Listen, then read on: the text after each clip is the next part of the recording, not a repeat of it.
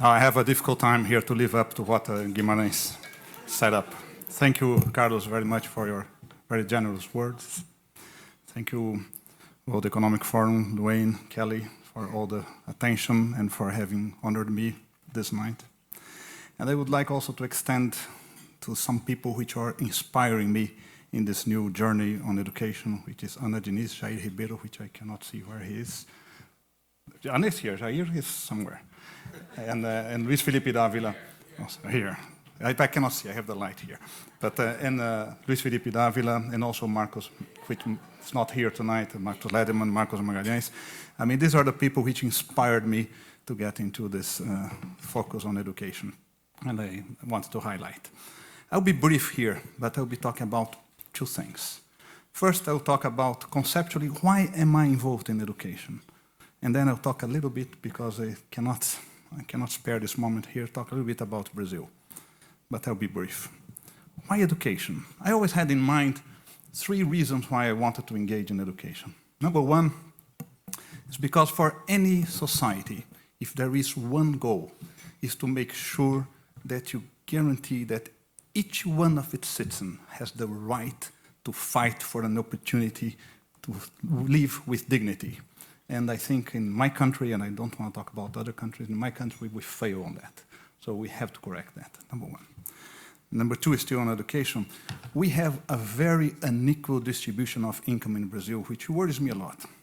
But more than that, what worries me is the reason why we have an equal distribution of income in Brazil, which is an equal distribution of education. Either we sort this out, or we'll never be able to come to a society which has a good income distribution. And thirdly, because I understood that we have to have the mobilization of people. Education is not to be left to the state to do or to other people. It has to be done by the entire society.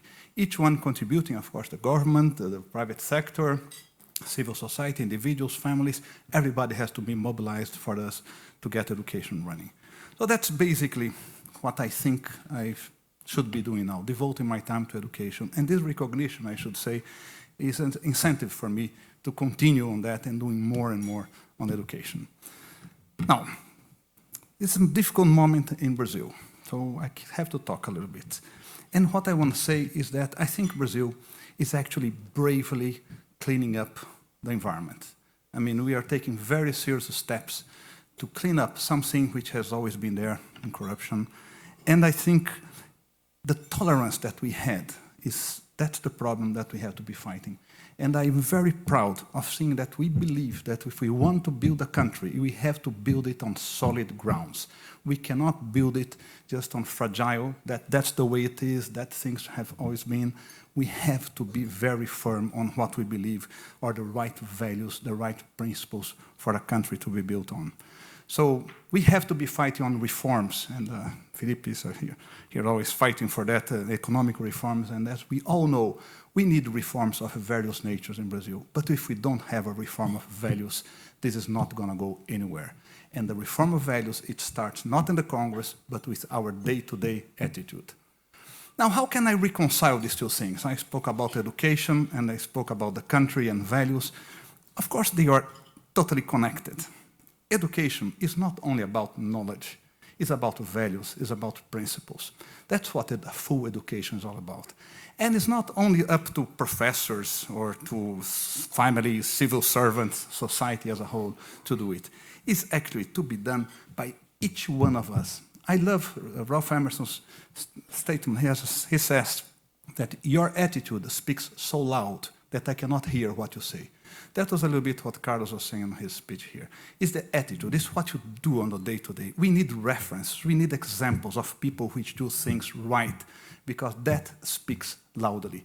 Education is also about setting principles, setting a reference that you can succeed doing the right things the right way. Now, I'm optimistic. Shall I be optimistic? I am optimistic for 2 reasons. Number 1, because I see Brazil addressing 2 issues that we have not addressed to the extent that we're addressing now, which is education and values.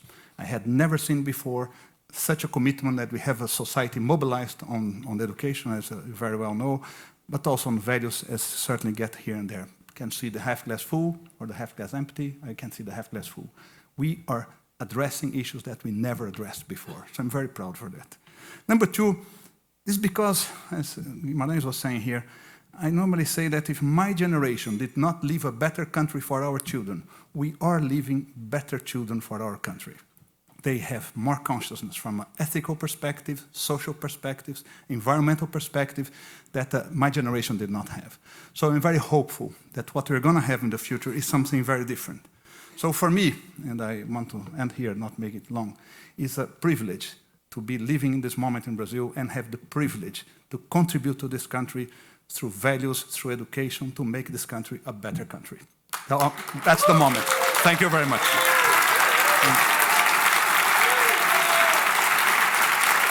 Thank you. Thank you.